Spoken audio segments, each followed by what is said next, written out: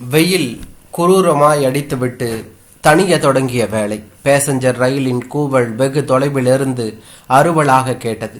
வல்லநேந்தல் தாண்டியதும் engine டிரைவர்கள் இப்படிதான் ஒலி எழுப்புவார்கள் என்று தான் சொல்ல வேண்டும். திண்ணைக்கு ஓடி வந்து தூணை பிடித்து கொண்டு திரும்பி பார்த்தாள் இந்திரா. தூரத்தில் ரயில் வருவது மங்களாக தெரிந்தது என்று தான் சொல்ல வேண்டும்.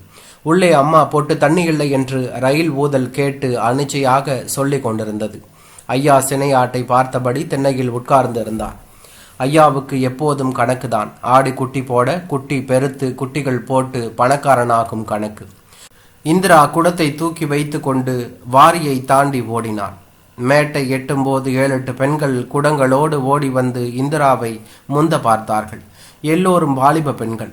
முந்துகிற பெண்களை பிந்துகிற பெண்கள் சடைகளை பிடித்து இழுத்தார்கள். கைகளை பிடித்து மடக்கினார்கள். அடுத்தவர்கள் குடங்களை படபடவென்று கையால் அடித்தார்கள்.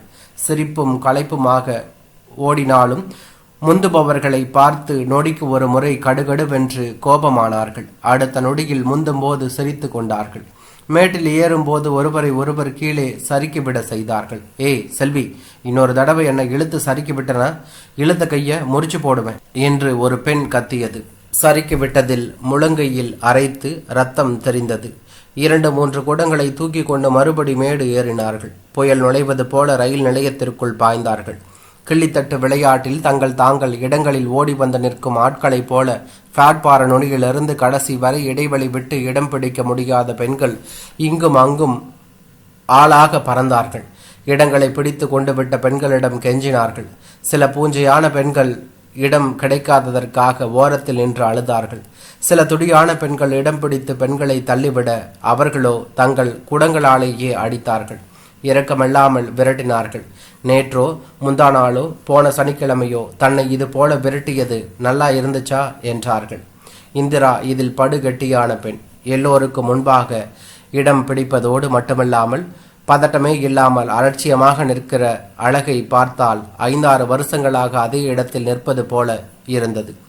இடம் பிடிக்க முடியாத பெண்கள் சுவர்களில் சாய்ந்து கொண்டு எகத்தாளம் பேசினார்கள். ஸ்டேஷன் மாஸ்டர் வெள்ளை உடைகளோடும் பச்சை கொடியோடும் வந்தவர் இந்த சச்சரவை பார்த்துவிட்டு ஒரு நாளைக்கு ஸ்குவாடை வர சொல்லி எல்லோரையும் அள்ளிக்கிட்டு போய் ஜெயிலில் போடுறேன் என்றார். பெண்கள் குடங்களுக்குள் முகங்களை கவிழ்த்து வக்கனையாக சிரித்தார்கள் என்று தான் சொல்ல வேண்டும். ரயில் சத்தம் நெருங்கி கொண்டிருக்கையில் இந்திராவை படார் என்று தள்ளிவிட்டு அந்த இடத்தில் டெய்லர் மகள் ராணி நின்று கொள்ள முயன்றாள். இந்திரா கொஞ்சம் தடுமாறிவிட்டு அவளை அலேக்காக தூக்கி போட்டுவிட்டு மறுபடி வந்து நின்று விட்டாள். கீழே விழுந்த டெய்லர் மகள் அகங்காரமாய் ஓடி வந்து இந்திராவின் தலைமுடியை பிடித்தாள். இந்திரா அவளை குடத்தால் முதுகில் அடித்தாள். அடிக்கு பயந்து குனிகிறாள் என்று நினைத்து நிமிர்ந்தவளுக்கு முழங்கையில் சுரீரென்று வலித்தது. டெய்லர் மகள் கடித்து விட்டாள். பல் பதிந்து விட்டது. அவளை காலால் எத்தி விட்டாள் இந்திரா. ரயில் காட்டு யானை பிளறி கொண்டு வருவது போல நிலையத்திற்குள் நுழைந்தது. பயணிகள் யாரும் இறங்கும் முன்பாக இந்திரா குடத்தோடு பெட்டிக்குள் பாய்ந்தாள். முகம் கழுவும் பேஷன் குழாயை அழுத்தி செம்பில் தண்ணீர் பிடித்தாள். செம்பு பாதி நிறைய முன் குடத்தில் ஊற்றினாள். ஊற்றிய வேகத்தில் மறுபடி செம்பில் பிடித்தாள். ரயில்களில் இந்த வசதி இல்லை, அந்த வசதி இல்லை என்று இந்திரா எதை பற்றியும் நினைத்ததில்லை. ஏனென்றால் ரயிலில் இதுவரை பயணமே செய்ததில்லை. ஆனால் திறந்தால் தண்ணீர் கொட்டுகிற மாதிரி ரயில் குழாய் இல்லை என்பது அவளது குறை. உள்ளங்கையை வைத்து அழுத்தி கொண்டு முகம் கழுவியவர்களே சிரமப்பட வேண்டியிருக்கிறது.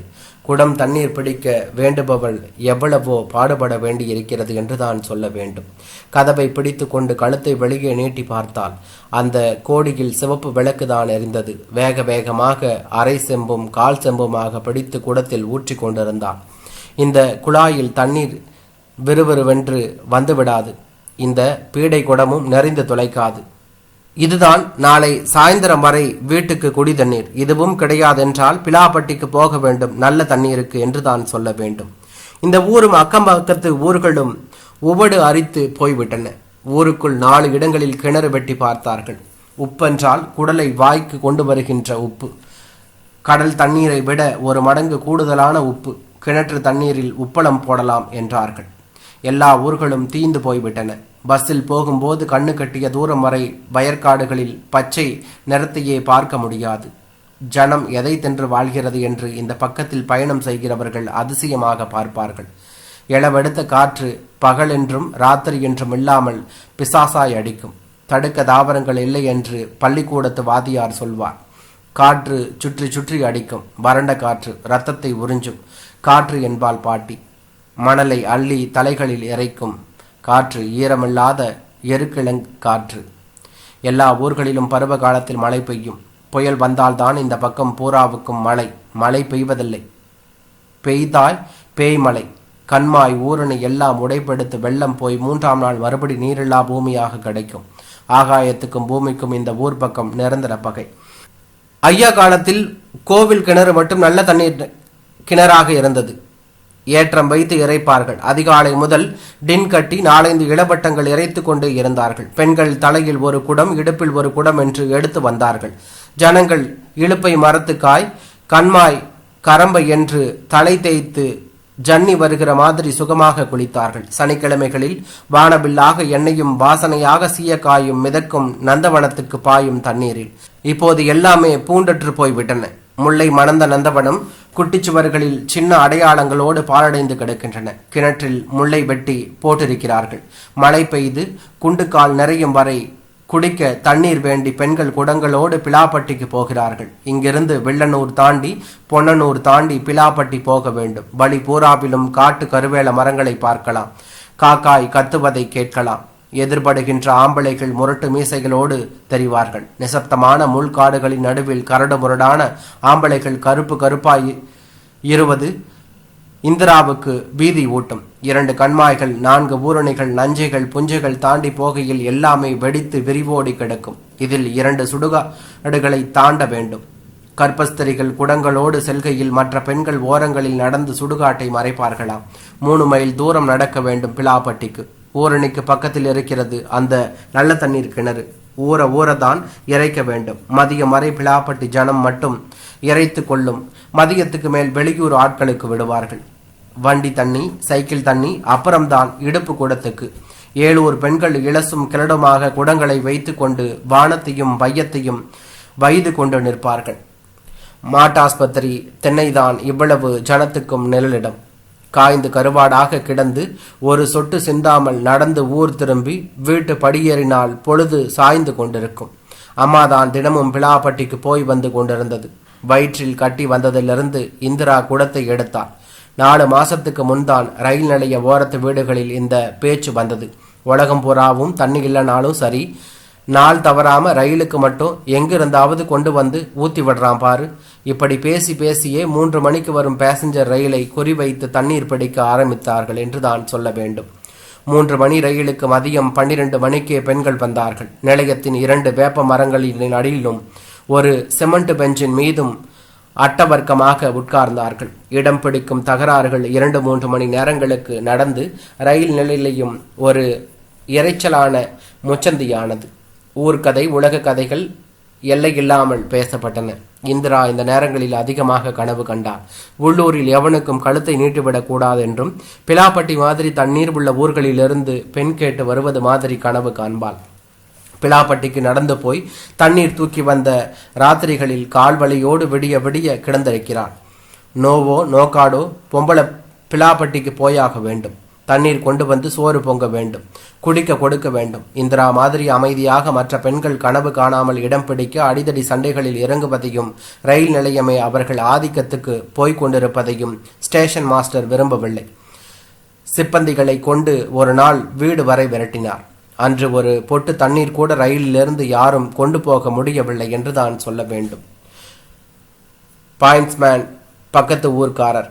அவரை வைத்து பேசித்தான் இந்த ஏற்பாடு. ரயில் வரும்போதுதான் வர வேண்டும். வந்து சத்தம் போடக்கூடாது. தண்ணீர் கொஞ்சம்தான் பிடிக்க வேண்டும். இவற்றுக்கு கட்டுப்பட்டு வருவதாக பேர். சண்டை இன்னும் நாறிக்கொண்டுதான் இருக்கிறது. எந்த சண்டை எப்படி நடந்தாலும் இந்த பெண்களுக்கு ஆறாத ஆச்சரியம் ஒன்று. நம் ஊர் தண்ணீரை விட வசதியான தண்ணீர் ரயில் குழாயிலிருந்து வரும்போது ஏன் சில ரயில் பயணிகள் வெள்ளை வெள்ளை பாட்டில்களில் தண்ணீரை 15 ரூபாய்க்கும் 20 ரூபாய்க்கும் வாங்கி வைத்து கொண்டு திரிகிறார்கள் என்று. சாயங்காலங்களில் எப்போதாவது இந்திரா கடை தெருவுக்கு போகும்போது டாக்கடை வாசல்களில் பார்த்திருக்கிறார். இடுப்பில் மல்லு வேட்டியும் தோளில் வல்லு வேட்டுமாக 1 கிலோ 2 கிலோ மீசைகளோடு கனமான ஆம்பளைகள் வானத்தை வில்லாக வளைக்கப் போவதாக பேசினார்கள். எல்லா நேரங்களிலும் பிலாப்பட்டிக்கு போகும்போது கூட பெண்கள் அடுத்த வீட்டு சங்கதிகளை காது மூக்கு வைத்து பேசினார்கள். ஊருக்கு உப்பு தண்ணீரை நல்ல தண்ணீராக்கும் மிஷின் மட்டும் வருகிற கூரையை காணும். இந்திரா உள்ளங்கையை இன்னும் அழுத்தி கொண்டிருந்தாள். தண்ணீர் சன்னமாக வந்து குழாயில் பாதி குடம் கூட நிறையவில்லை. இன்ஜினிலிருந்து ஊதல் ஒளி வந்தது. அம்மா சொட்டு தண்ணி இல்லை என்று முனகியது ஞாபகத்துக்கு வந்தது. சில நேரங்களில் இன்ஜினிலிருந்து ஊதல் ஒளி வந்தாலும் புறப்பட தாமதமாகும். உள்ளங்கையில் ரத்தம் வரும்படி இன்னும் வேகமாக குழாயை அழுத்தினாள். ரயில் நகருகிற மாதிரி இருந்தது. இன்னும் கொஞ்சம் மட்டிலும் பிடித்து குடத்தில் ஊற்றிவிட்டு குதித்து விடலாம் என்று நினைத்து கொண்டே உள்ளங்கையை மேலும் அழுத்தினாள் என்று தான் சொல்ல வேண்டும். ரயில் வேகம் அதிகரித்தது. பிளாட்பார முனை வருவது போல இருந்தது. படபடவென்று சொம்பை எடுத்து குடத்தை பாதையில் வைத்துவிட்டு குதிக்க போனாள். முழங்கை வரை கண்ணாடி வளையல்கள் அணிந்த ஒரு வடக்கத்தி பெண் ஓடி வந்து இவளை இழுத்து வண்டிக்குள் தள்ளிவிட்டு கோபமாக கத்தினாள். மொழி புரியவில்லை என்றாலும் சாகவா பார்த்தாய் என்கிற மாதிரி ஒலித்தது என்று தான் சொல்ல வேண்டும். சினையாட்டை பார்த்தபடி கணக்கு போட்டு கொண்டிருந்த ஐயா காலார கடை தெருவுக்கு போன போது சின்னவன் ஓடி வந்து இறைத்து கொண்டே சொன்னான், ரயில் போயிருச்சு, அக்கா இன்னும் வரல. ஐயா ரொம்ப சாதாரணமாக சொன்னார், எங்கேயாவது வாய் அளந்துக்கிட்டு இருக்கோம், போய் நல்லா பாருல. நல்லா பார்த்துட்டு தான் அம்மா சொல்ல சொன்னுச்சு. லேசான பதட்டத்துடன் வீடு வந்தவரிடம் அம்மா படபடவென்று சொன்னார், ஓடுங்க, அந்த ரயிலை பிடிங்க. என் மக அதில் தான் போயிட்டா, அடுத்த ஸ்டேஷனில் பிடிக்க போங்க. அண்ணன் வீடு, தம்பி வீடு, மச்சனின் வீடுகளிலிருந்து ஆட்கள் ஓடி வந்தார்கள். 4-5 பேர் சேரவும் வேட்டிகளை மடித்து கட்டிக்கொண்டு மெயின் ரோட்டுக்கு ஓடினார்கள். 2 பஸ்கள் போய் 3ஆவதாக வந்த ராமநாதபுரம் பஸ்ஸில் ஏறியும் ஏறாமலுமாக கண்டக்டரிடம் கத்தினார்கள். பேசஞ்சர் ரயிலை பிடிப்பா. டிக்கெட் கொடுப்பதில் மும்முரமாக இருந்த கண்டக்டர் அதை சாதாரண முறையில் கேட்டுக்கொண்டு பதறாமல் இருக்கவே ஐயாவின் மைத்துனர் பாய்ந்தார். பொண்ணு ரயிலோட போயிருச்சுன்னு நாங்கள் ஈரக்குலையை பிடிச்சுக்கிட்டு கத்துறோம், சினுங்காம கேட்டுக்கிட்டு நிற்கிறீரு. டிரைவர்கிட்ட சொல்லுமையா, வேகமாக ஓட்ட சொல்லி. விவகாரம் வேண்டாம் என்று கண்டக்டரும் வேகமாக போங்கண்ணே என்று ஒப்புக்கு சொல்லிவிட்டு டிக்கெட் கொடுத்து கொண்டிருந்தார். கும்பல் டிரைவரிடம் போய் கத்தியது. டிரைவர் விரட்டி கொண்டு போய் சேர்ந்தார் என்று தான் சொல்ல வேண்டும். இவர்கள் போய் சேர்ந்தபோது ராமநாதபுரம் ரயில் நிலையத்தில் எறும்பு கூட இல்லை.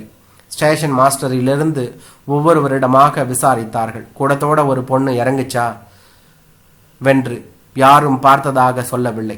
போன ஆட்களில் குயுத்தியான ஒருவர் சொன்னார், புல்லட்ட டிக்கெட்டு இல்லைங்கிறதுனால யாருக்கும் தெரியாமல் ஒளிஞ்சு வெளியே போயிருக்கும் யா. ரயில் நிலையத்துக்கு வெளியே auto stand, rickshaw stand, cycle கடை, பேக்கரி எல்லா இடங்களிலும் கேட்டார்கள். கூடத்தோட ஒரு பொண்ணு இந்த பக்கமாக போச்சா என்று.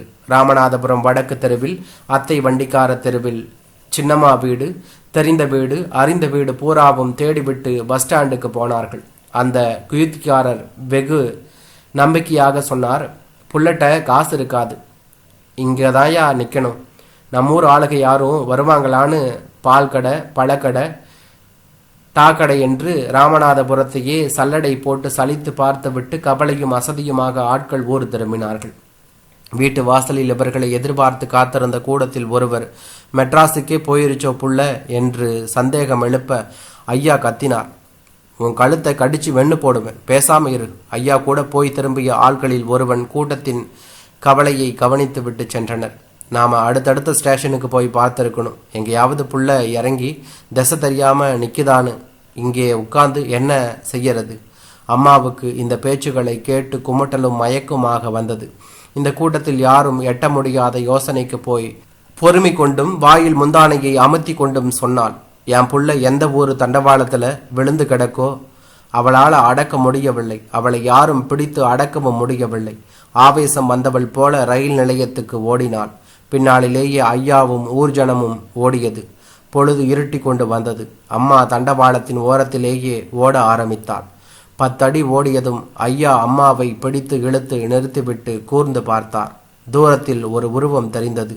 நெருங்க அம்மாதான் முதலில் கத்தினாள், அந்தா இந்திரா வருது. தண்ணீர் குடத்தோடு இந்திரா கூட்டத்தருகில் வந்தாள். அம்மா நிறை பூரிப்பில் விம்மி கொண்டு போய் குடத்தை வாங்கினாள். நிறை குடம் சொட்டு சிந்தாமல் கொண்டு வந்து விட்டாள். மகள் வந்து சேர்ந்ததில் மலர்ந்து போய் ஐயா கேட்டார், பயமகளே, இதையும் சுமந்துக்கிட்டா வரணும், இத்தனை மைலுக்கும்? இந்திரா சொன்னாள். நாளைக்கு வர குடிக்க எங்க போறது என்றான்.